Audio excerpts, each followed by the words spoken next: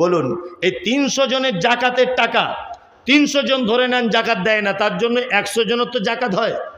এই 100 জনের জাকাতের টাকা যদি ওই 2 জনের মধ্যে যদি বিলি বন্টন করা হয়, বলুন তো গ্রামের ভিখারি দুটো সচ্ছলতায় আসবে কি আসবে না? আসবে, আসবে। এই সিস্টেম চালু করুন। জাকাত দেওয়ার সময়তে ওই 20টা বহরমপুর থেকে শাড়ি কিনে এনে বিলি করছে। শাড়ি তুমি কিনতে গেলে কেন? ওটা তোমার বাপের টাকা নাকি? ওটা গরিব মানুষের টাকা, টাকাই তোমাকে দিতে হবে। সবাই যদি ওকে শাড়ি কিনে দেয় তো কি ঈদের দিনে শুধু সাবান কিনে গায়ে মাখবে, রান্না বান্না করবে না? হ্যাঁ, কেন শাড়ি দিতে হবে কেন? ওর টাকা ওকে বুঝে দেন। ও টাকা নিয়ে শাড়ি কিনবে না ব্লাউজ কিনবে না সিমাই কিনবে না ও মোবাইল কিনবে না ওর বেটার স্কুলের বেতন দিবে, ও বুঝবে।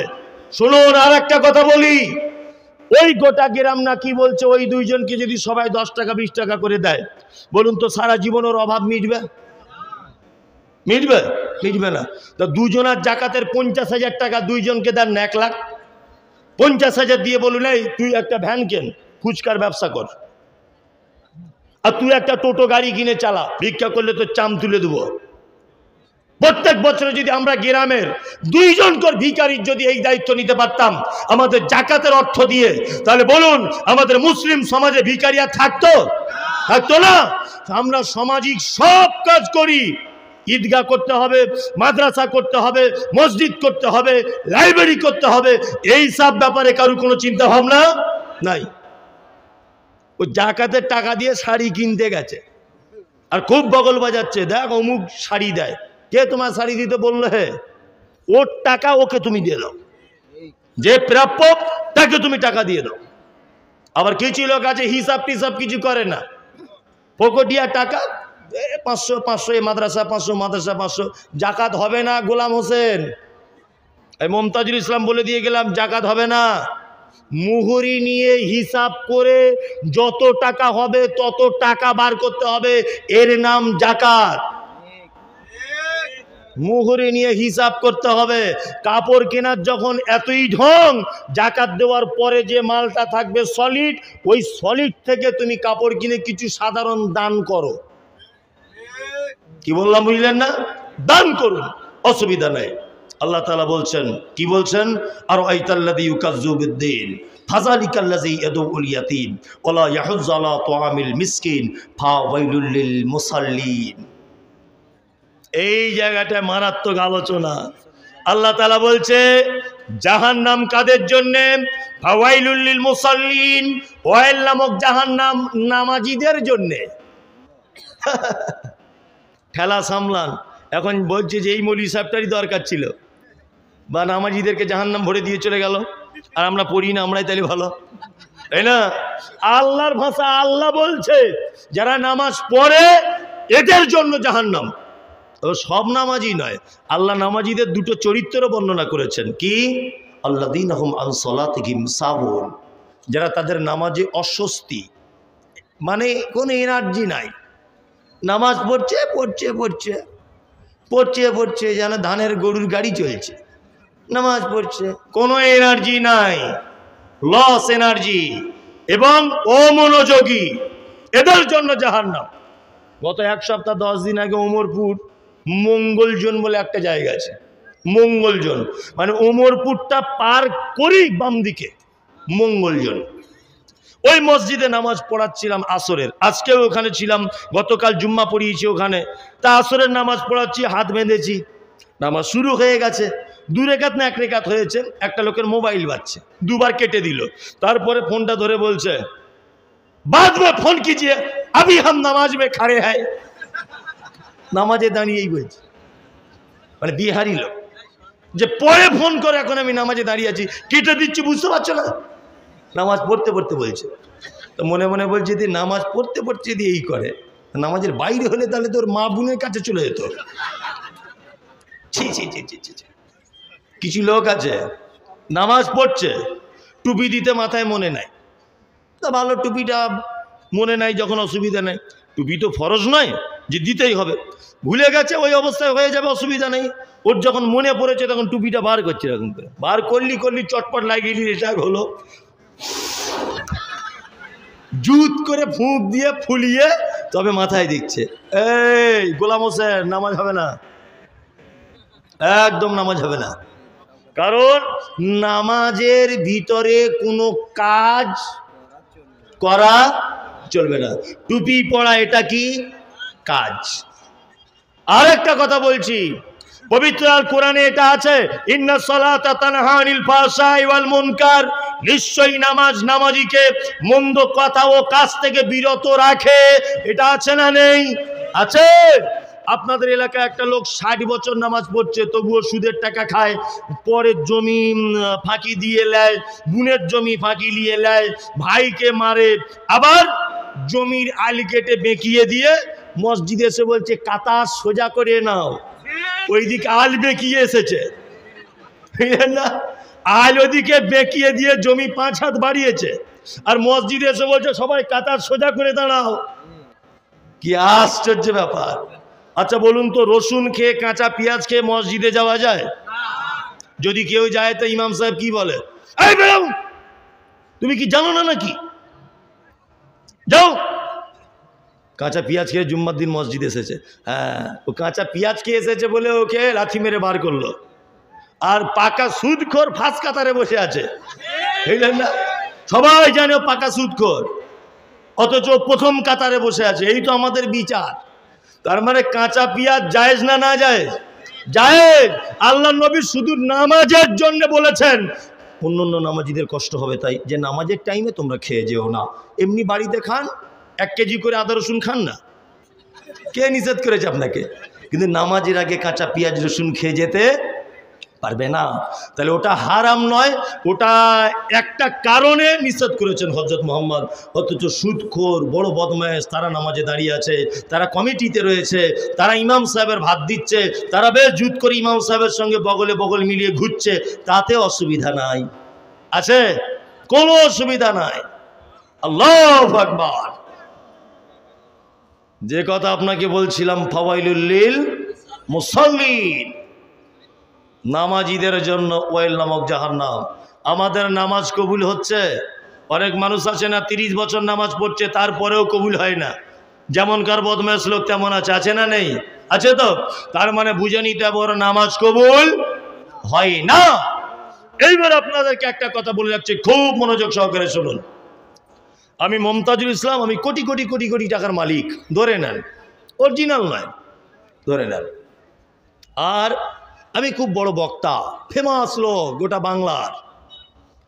তা এই গ্রামের একটা লোক আমার বাড়িতে একদিন গেছে ভিক চাইতে, গিয়ে ঠিক এইরকম ভাবে বলছে, আপনাকে আমি বলছি শুনুন, আসসালামু আলাইকুম, আপনার নাম মমতাজুল ইসলাম, আপনি 28 তারিখে আমাদের বহরমপুর ভাকুড়িতে জলসা করতে গিয়েছিলেন না? ভালো, আপনার বক্তব্য খুব সুন্দর লেগেছিল।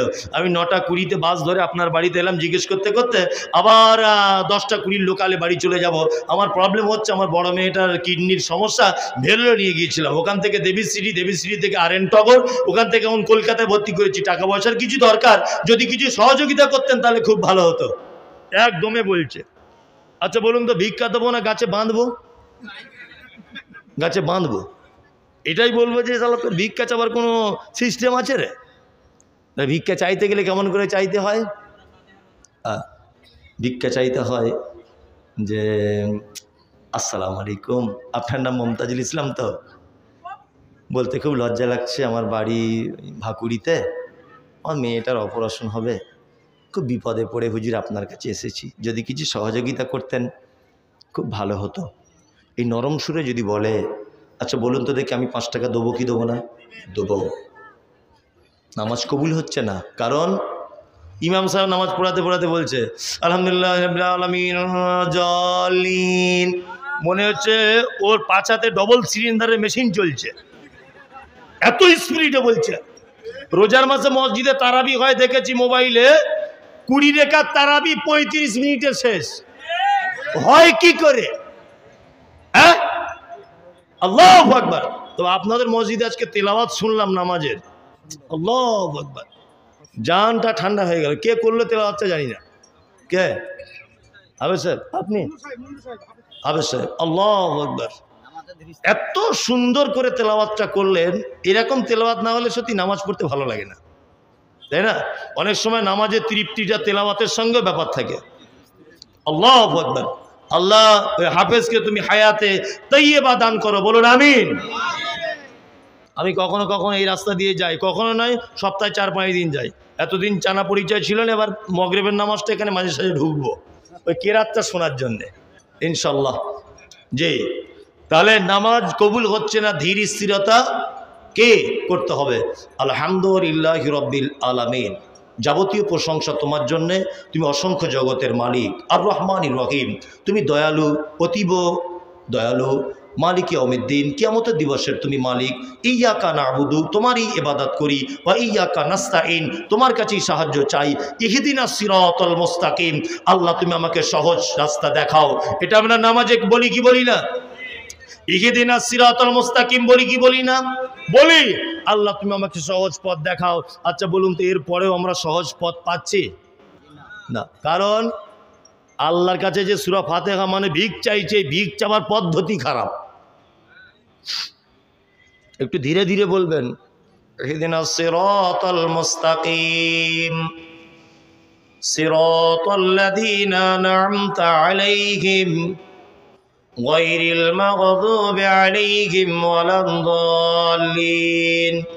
7টা আয়াত 7 দমে ধীরে ধীরে ধীরে ধীরে করুণভাবে বলবেন, তবে কবুল হবে। নামাজে অমনোযোগী হবেন না। আল্লাহ তাআলা বলছেন ইউরাউন, ওই নামাজীদের জন্য জাহান্নাম। কারা তারা? যারা লোক দেখানো নামাজ পড়ে। অনেকজন আছে না, এমনি দিনে যায় না, জুম্মার দিনে দেখবেন ফক সেন মেরে ছুটছে, সবার আগে গিয়ে বসে আছে, মনে হচ্ছে হাজি সাহেব এসেছে একটা কোথা থেকে, অথচ জীবনে কোনোদিন নামাজ পড়ে না। কি বললাম বুঝলেন না? কোনোদিন নামাজ পড়ে না, লোক দেখানো নামাজি। এর জন্য কি ওয়াইল নামক জাহান্নাম। আল্লাহ তাআলা লাস্টে বলছেন, কি বলছেন? ওয়ায়ামনাউনাল মাউন, যে তার প্রতিবেশীকে সামান্য উপকার করা থেকে নিজেকে আটকিয়ে রাখে, এর জন্য জাহান্নাম। এই মুমতাজুল ইসলাম, আপনার দেওয়ালে একটা কুঞ্চির বোঝা বা আমার সাইকেলটা টেক লাগিয়ে রেখে দিয়েছি, আপনি গিয়ে ছুঁড়ে ফেলে দিলেন, আপনার ঈমান চলে যাবে। আল্লাহ নবী বলেছেন প্রতিবেশীর সঙ্গে অসৎ ব্যবহার করা যাবে না। আর আল্লাহ এখানে বলছে ওয়ায়ামনাউনাল মাউন, প্রতিবেশীকে সামান্য কিছু উপকার করা থেকে কখনো নিজেকে আটকে রেখো না। সাইকেলে হাওয়া দেয়, ওটার নাম কি? বাম্পার। ও পাম্পার, পাম্পার, বাম্পার বলে হয়তো এদিকে। Pumper, pumper, pumper. আপনার বাড়িতে একদিন আনতে গেলাম, সোহেল ভাই পাম্পারটা একটু দেন না, হাওয়া দিব। তা সোহেল তখন বলছে পাম্পারের ওয়াশারটা নষ্ট হয়ে গেছে, অথচ কিছুই হয় নাই। কি বললাম বুঝলেন না? অথচ কিছুই হয় নাই। আমার বাড়িতে কল নাই, তা আপনার বাড়িতে আমার বউ 2 দিন পানি আনতে গেছে, তা আপনার বউ মিষ্টি করে বলছে, বুবু আজকে 2 দিন ধরে পানি নিচ্ছ, আর আসিও না আমাদের কলে। বলছে কেন? বলছে কল খারাপ হয়ে যেতে পারে। ওদের বাড়ির 40 জন লোক দিন রাত কলটা ধরে চাপাচাপি করছে, তখন খারাপ হয় না, আর আমার বউ 2 দিন গেছে খারাপ হয়ে যাবে? হ্যাঁ, ঈদের দিন আমি একটা গরু কিনেছি, কুরবানি দেবো, আমার বাঁধার জায়গা নাই, তা আপনার খামারে 4-5 দিন বেঁধেছি, তা আপনার বউ রাতের বেলা শুয়ে শুয়ে বলছে মমতাজুল হুজুর আমাদের খামারে গরু বাঁধছে, মনে হয় জায়গা দখল করে নিবে। আরে হুঁসমোটা পুরুষ মানুষ সকালবেলা কুঞ্চি নিয়ে জায়গাটা ঘিরে দিয়েছে। আল্লাহ তাআলা নিজে বলছেন ওয়ায়ামনাউনাল মাউন, যারা প্রতিবেশীকে অল্প জিনিস উপকার করা থেকে দূরে থাকে, এদের জন্য জাহান্নাম। কি বললাম বুঝলেন? পানি আটকায় না অনেকজন, হ্যাঁ আটকায় কি আটকায় না? প্রতিবেশীর সঙ্গে কেমন ব্যবহার? মসজিদের বাথরুম ঘর হচ্ছে, আমি বাস্তববাদী লোক, মসজিদের বাথরুম ঘর হচ্ছে, 1 হাত জায়গা একটু যদি ছেড়ে দেয় জমি মালিক, ভালো করে হয়, ওকে বারবার বলছে ছেড়ে দাও, বলছে ছাড়বই না। এমন গরম দেখাচ্ছে মনে হচ্ছে ওর কবর হবে ওইখানে। কি বললাম বুঝলেন না? গরিব মানুষ 2য় ফন্ডে জমি কিনেছে, 1ম ফন্ডের মালিককে বলছে ভাই 3 ফুট জায়গাটা দাও, বউ বাচ্চা নিয়ে থাকবো, 1ম ফন্ডের দাম বেশি, কিনতে পারিনি, একটু 3 ফুট রাস্তা দাও। 4 লাখ টাকার জমি, দাম চাইছে 23 লাখ, যাতে কিনতে না পারে।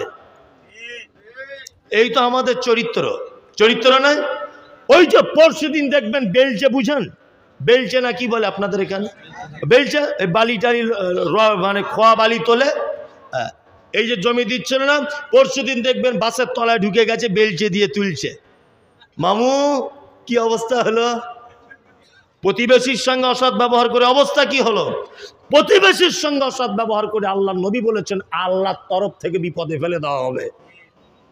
কেউ যদি প্রতিবেশীর পিছনে লাগে তা আল্লাহ তার পিছনে লেগে যায়। লাভ হলো না ক্ষতি হলো? ক্ষতি হলো। কেউ বুঝি আমরা? কেউ বুঝি না। তাহলে জাহান্নামে কারা যাবে আল্লাহর কোরআন দিয়ে বলে দিলাম। মানবেন না মানবেন আপনার নিজস্ব ব্যাপার। 11টা 10 বাজে, 11:30 পর্যন্ত আমি চলবো। চলুন, 12টা করিয়ে নি, চুপচাপ মেরে থাকুন। আপনাদেরকে কিছু জান্নাতে যাবার আমল বলে দিই। শুধু যদি জাহান্নাম বলি মানুষ ভয় খেয়ে যাবে, তাই না? জান্নাতে যাবার বলে দিই। 1, দুল্লানি আলা আমালিন ইদা আমিলতাহু ফাদাখালতুল জান্নাতা ক্বালা তা'বুদুল্লাহ ওয়ালা তুশরিক বিহি শাইআ ওয়া তুকিমুস সালাতিল মাকতুবাতা ওয়া তুতিজ যাকাতিল মাফরুজাতা ওয়া তাহুজ্জাল বাইত। একজন ছেলে বিশ্ব নবীকে এসে বলছেন, ও দয়ার নবী গো, আমি একজন কনভার্ট মুসলমান, এইমাত্র টাটকা ঈমান নিয়ে এসেছি, আপনি দয়া করে আমাকে এমন কিছু আমলের কথা বলে দেন যে আমলটা করলে আমি জান্নাত চলে যাব। বিশ্ব নবী 1 নম্বরই বললেন তা'বুদুল্লাহ, তুমি আল্লাহর ইবাদত করবে, আল্লাহর গোলামি করবে। গোলামি কার করতে হবে? 2, ওয়ালা তুশরিক বিহি শাইআ, জান্নাত যদি যেতে চাও শিরক করো না। জান্নাত যদি যেতে চাও কি? শিরক কাকে বলে? সহজ ভাষায় বুঝে নেন, আল্লাহ যে ক্ষমতা আছে এই ক্ষমতা পৃথিবীর অন্য কারো আছে এইটা মনে করা শিরক। রুজির মালিক, হায়াত মাউতের আল্লাহ, সমস্ত কিছুর মালিক কে? আল্লাহ। আল্লাহ আল্লাহ। ড্রাইভার গাড়ি চালাচ্ছিল, সামনে দিয়ে একটা বিড়াল চলে গেছে, টাক করে ব্রেক মেরে দিল, হিচড়িয়ে চলে গেল। আরে কি হলো? বলছে বিড়াল চলে গেল। বলছে বিড়াল তোমায় কি করবে? বলছে না, বিড়াল গেলে নাকি গাড়ি অ্যাক্সিডেন্ট হয়। তোকে কে বললো রে বিড়াল গেলে গাড়ি অ্যাক্সিডেন্ট হয়? গাধা কোথাকারে। দোকান করেছে, সকালবেলাতে কেউ 5 টাকার ঝালমুড়ি নিতে গেছে, তা বলছে ধারে হবে না, বৌনিবেলাতে। বলছে কেন? বলছে তাহলে সারাদিন আজকে বেচা কেনা খারাপ হবে। বলে না? হ্যাঁ, বৌনিবেলাতে ধার দিলে বেচা কেনা খারাপ হবে। ও কি রুজির নিজে মালিক নাকি? হ্যাঁ, সকালবেলাতে মাল নিতে গেছে দোকানে, বলছে দাঁড়াও একটু ঝাড়ু দিয়ে দিই আর ধূপটা জ্বালিয়ে দিই। গোবর আর কাঠের গুঁড়া দিয়ে ধূপ তৈরি হয়। ও ধূপ তোমার কি উপকার করতে পারে? হ্যাঁ, ধূপ তোমার কি উপকার করতে পারে? এরই নাম শিরক। রুজির মালিক কে? আল্লাহ। আল্লাহ। ইমাম সাহেবের কাছে গিয়ে বলছে, ইমাম সাহেব, তা কি বলছেন? তা বলছে নতুন একটা রড সিমেন্ট বালির দোকান করেছি, একটা হালকা ছোট্ট করে তাবিজ করে দেন তো। তা বলছে কেন? বলছে যাতে কাস্টমার বেশি হয়। তা ইমাম সাহেব আয়াতুল কুরসি লিখে 200 টাকা ঝেড়েছে, আয়াতুল কুরসি লিখে দিয়েছে। ও বলছে কাজ কি হবে? বলছে বেচা কেনা ভালো হবে, ইনকাম বেশি হবে। তা আমার মনে মনে ভাবে যে ইমাম সাহেবের বেতন তো 3,500, ও বিল্ডার্সওয়ালাকে তাবিজ না করে ও মসজিদের সেক্রেটারিকে তাবিজ করে নিতেন, বেতনটা বাড়িয়ে লিখ না। কি বললাম বুঝলেন না? ও 200 টাকা তাবিজ বিক্রি করে খাচ্ছে কেন রডের দোকানদারের কাছে? ও ইমাম সাহেব সেক্রেটারিকে তাবিজ করে একটু বেতন বেরিয়ে লিখ, তবেই তো বলবো বাপের বেটা তোমার তাবিজের জোর। তোমার তাবিজ তোমার ঘরে কাজ হয় না, অন্য জায়গায় কাজ হয়। হ্যাঁ, শিরক, মারাত্মক শিরক। আল্লাহ মালিক রুজির। কে মালিক? আল্লাহ। হায়াত মাউতের মালিক কে? আল্লাহ। আল্লাহ নবী সাল্লাল্লাহু আলাইহি ওয়াসাল্লাম ছেলেটাকে বলছেন, এই যুবক, এই জান্নাত যেতে চাও ওয়ালা তুশরিক বিহি শাইয়া, শিরক করো না। ও তুকিমুস সালাতিল মাকতুবাতা, ফরজ নামাজ ছেড়ে দিও না। ও তুতিজ যাকাতিল মাফরুজাতা, যাকাত থেকে বঞ্চিত হয়ে যাও না। ও তাহুজ্জাল বাইত, মক্কা থেকে ফিরে আসা এবং যাওয়ার মতো অর্থ যদি থাকে তাহলে তুমি হজ করে নাও, অবশ্যই তুমি জান্নাত চলে যাবে। এইবার আপনাদেরকে একটা কথা বলছি, বলে শেষ করে দিই। আচ্ছা বলুন, জান্নাত পৃথিবীতে যাওয়া যায় অনেক মাধ্যমে, তার মধ্যে বলুন তো পৃথিবীতে কোনো মানুষের মাধ্যমে জান্নাত যাওয়া যায়? কে? মা আর আব্বা, ও জানে, মা আর বাপ, এদের মাধ্যমে কোথায় যাওয়া যায়? জান্নাত যাওয়া যায়। শ্বশুর শাশুড়ি নয়, ওই আব্বা মা নয়, নিজেরটা। কি বললাম বুঝলেন না? নিজের আব্বা মায়ের মাধ্যমে কোথায় যাওয়া যায়? জান্নাত। আল্লাহ নবী সাল্লাল্লাহু আলাইহি ওয়াসাল্লাম তিনি বলেছেন, কি বলেছেন? পিতামাতার পায়ের তলায় জান্নাত। যদি এই হাদিসটা ঠিক নয়, পিতামাতার পায়ের তলায় নয়, হাদিস এইটা ঠিক যে মায়ের পায়ের তলায় জান্নাত, মায়ের পায়ের তলায় জান্নাত। চলুন জান্নাতে যাবার একটা ছোট্ট আমল বলে দিই। আপনাদের এলাকায় একটা লোকের 4 বেটা, বাপ মা বুড়ো হয়ে গেছে। বলুন তো বুড়ো বয়সে বাপ মারা খায় কেমন সিস্টেমে? পালি, তাই না? জায়গির, মনে হচ্ছে ওর বাপ মসজিদের ইমাম সাহেব, তাই না? পালি সিস্টেম। 15 দিন করে ভাগ করে দিয়েছে 4 বেটা। 16 দিন হয়ে গেলে বৌমারা বড় বড় চোখ বার করে। আবার কিছু কিছু বৌমা বলে ক্যালেন্ডার দেখে খেতে পারো না। আবার কিছু কিছু বৌমা বলছে আমাদের তরকারি কি খুব মিষ্টি, ছেড়ে যেতে মন চায় না। বলে আপনার মায়ের বয়স 80 বছর, 75 বছর, বাপের বয়স 85 বছর। সবাই চুপ করুন, কেউ হিলডোল করবেন না, চুপচাপ বসুন। এই কথাটা বলার জন্য অনুরোধ করছি। নড়াচড়া পর্যন্ত করবেন না, আমার দিকে অ্যাক্টিভ হয়ে থাকুন। এই কথাটা শুনলে আপনার এইখান থেকে যদি 1 ফোঁটা পানি না বার হয় তাহলে ভেবে নিতে হবে যে আপনার অন্তর শক্তে পাথরের মতো হয়ে গেছে। আর এইখানে যদি একটু নরম হয় এই 2 জায়গায়, তাহলে ভাববো এতক্ষণ বক্তব্য দিয়ে আপনার কিছু কাজ হয়েছে। জি, শুনতে থাকুন। বাপের বয়স 85, মায়ের বয়স 75। 4 ভাই আপনারা দিল্লিতে কাজ করেন। ঈদের 1 সপ্তাহ আগে বাড়ি আসার চিন্তা ভাবনা করছেন।